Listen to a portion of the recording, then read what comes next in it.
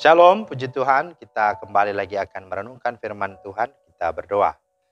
Betapa hati kami bersuka cita karena anugerah yang masih terus Engkau anugerahkan bagi kami. Di hari ini kembali kami akan bersama-sama mendengar firman-Mu.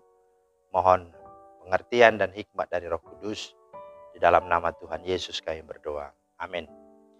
Bapak Ibu, firman Tuhan kita terambil dari 1 Samuel 30 ayat 6. Dan Daud sangat terjepit karena rakyat mengatakan hendak melempari dia dengan batu. Seluruh rakyat itu telah pedih hati, masing-masing karena anaknya laki-laki dan perempuan. Tetapi Daud menguatkan kepercayaannya kepada Tuhan Allahnya. Itulah firman Tuhan yang menjadi dasar renungan kita pada hari ini. Nah, tema kita adalah menantikan Tuhan dengan menjaga perbuatan.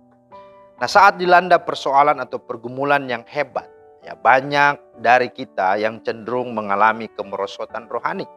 Kita tidak mampu lagi menjaga kualitas hidup rohani kita. Semakin besar masalah menerpa, bukannya semakin mendekat kepada Tuhan, tetapi justru kita semakin menjauh daripada Tuhan. Bahkan kita menunjukkan sikap yang memberontak kepada Tuhan dengan mengomel, mengumpat, dengan kecewa, jengkel, marah, dan menyalah-nyalahkan Tuhan.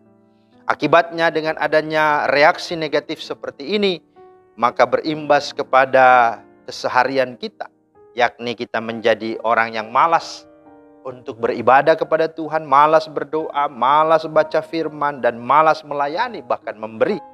Kemudian kalau sudah kepepet, terdesak, dan dipaksakan oleh situasi dan keadaan, akhirnya kita pun mencoba menyelesaikan permasalahan itu dengan kekuatan kita sendiri, dengan cara kita sendiri, dengan kita mencoba mencari pertolongan kepada manusia, dan akhirnya kita kembali kepada kehidupan lama, kepada kehidupan yang gelap.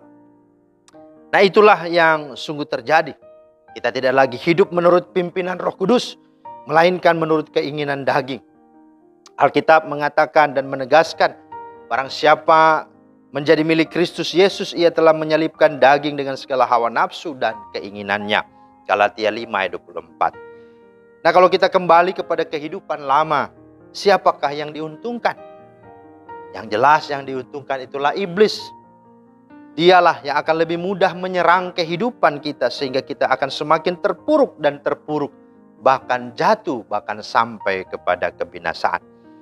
Karena itu saudara, dalam menantikan janji Tuhan, kita sungguh-sungguh jangan sampai loyo, jangan sampai kita mundur, jangan sampai kita tawar hati, dan jangan sampai kita tidak lagi punya semangat untuk melayani Tuhan. Roma pasal 12:11 berkata, janganlah hendaknya kerajinanmu kendor, biarlah rohmu menyala-nyala dan layanilah Tuhan. Artinya saudara, sesulit apapun situasinya, kondisinya, keadaannya, marilah kita tetap mengutamakan Tuhan dan melayani Dia dalam segala keadaan dengan sepenuh hati kita. Mari jangan seperti Esau yang rela menjual hak kesulungannya hanya demi sepiring makanan. Untuk cari jalan pintas. Akhirnya dia korbankan yang utama, yang bernilai. Itulah hak kesulungannya. Akhirnya penyesalan pun tiada gunanya. Kemudian jangan juga kita menjadi seperti para pengikut Daud saat Siklak terbakar. Itulah dalam bacaan kita tadi. Mereka hendak melempari Daud dengan batu. Namun Daud dalam keadaan terjepit dan pergumulan yang berat dapat menjaga sikap dan perilakunya dengan menguatkan kepercayaan dan imannya. Dia tetap teguh untuk tetap percaya kepada Tuhan. Dalam 1 Samuel 30 ayat 6, di sana dikatakan, dan Daud sangat terjepit karena rakyat mengatakan hendak melempari dia dengan batu. Seluruh rakyat itu telah pedih masing-masing karena anaknya laki-laki dan perempuan. Tetapi di sini dikatakan Daud menguatkan kepercayaannya kepada Tuhan Allah. Artinya Daud terus tegak berdiri di atas iman, percaya kepada Tuhan. Daud melakukan tindakan yang benar. Dia tetap datang kepada Tuhan dan menyerahkan segala permasalahannya kepada Tuhan. Dia tidak bertindak mengandalkan kekuatannya sendiri. Bahkan dia tidak dipengaruhi oleh massa dan desakan orang banyak. Bisa saja dia akhirnya mundur, tawar hati, dan meninggalkan Tuhan. Tetapi dia tidak melakukannya. Meskipun dia mungkin terancam, dia mungkin akan dibunuh. Tapi lagi-lagi firman Tuhan, setelah ayat ini dikatakan, Daud akhirnya berkemenangan. Masa-masa penantian saudara adalah masa yang sangat menentukan, menegangkan. Karena itu, mari jangan kompromi, tetapi jagalah perilaku dan perbuatan kita dengan tetap hidup benar di hadapan Tuhan.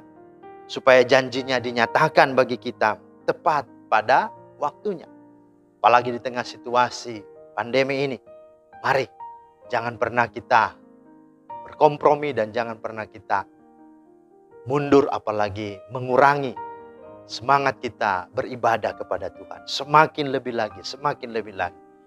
Ketika keadaan situasi membuat kita tawar hati, membuat kita mundur, membuat kita malas, justru di saat itulah kesempatan kita semakin dekat Tuhan, semakin percaya pada Tuhan, dan semakin hidup melayani dan memuliakan Tuhan. Karena pada akhirnya Tuhanlah yang membuat segala sesuatu indah pada waktunya. Tuhan memberkati.